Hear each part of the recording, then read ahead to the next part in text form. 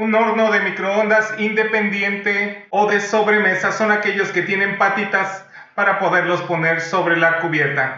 Y sirven mucho para estarlos intercambiando de un lugar a la otro. También cuando vamos a tener una mudanza no lo podemos llevar y así no gastamos tanto en el lugar en donde rentamos. Además de que son más baratos. Pero siempre tienen un problema. El problema es que ocupan mucho espacio sobre la cubierta. Es por eso que vamos a ver el tema acerca de cómo realizar un mueble para horno de microondas en la alacena. En este caso tengo que hacer un mueble para mi casa. Por eso estoy diseñando este mueble. Y vamos a ver qué tal nos queda. El Cocinator. Primero vamos a hacer un análisis acerca de nuestro horno de microondas. Tenemos que en la parte de abajo se pueden observar unas patas que van a influir en la altura.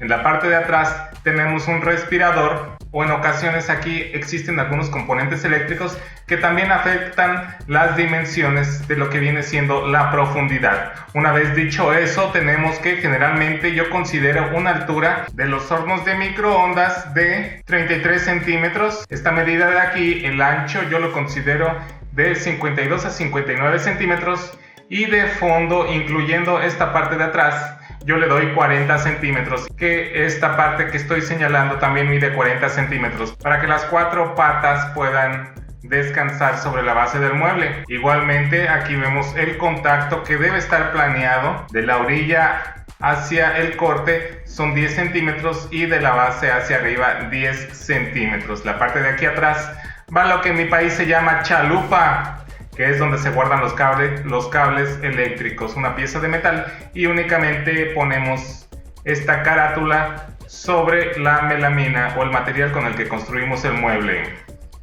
Es importante planearlo porque si no estamos haciendo hoyos en nuestros muebles y eso se ve muy mal. Otra cosa a considerar es el canto en esta parte de aquí, para que cuando se vea de lado de la misma forma se vea muy bien. Y le hemos abierto las puertas. Las puertas generalmente yo las pongo de un color diferente al blanco. Si esta parte que estoy señalando de color rojo tiene la visión del cliente, entonces le pondré yo aquí un color del mismo color de las puertas. Pero si va entre dos gabinetes, lo dejo del mismo color blanco. En caso de que llegara a poner vistas, pongo los tornillos así y la cabeza de los tornillos es cubierta por las vistas. Tenemos un video acerca de las vistas y cómo ponerlas y en dónde ponerlas. Y aquí les muestro las medidas que generalmente yo utilizo para la construcción de este mueble. Tenemos que, en realidad yo estoy utilizando un material, la melamina de 16 milímetros. Abrimos sus puertas y las cerramos. ¿Sabías que si ves el horno del lado frontal, va a tener el cable de corriente eléctrica del lado derecho? Tenerlo siempre en cuenta. Y suscribirse a mi canal. Vamos a poner las primeras dos patas que estén descansando sobre nuestro mueble. Conectamos nuestro cable, que en este caso lo vemos de color rojo.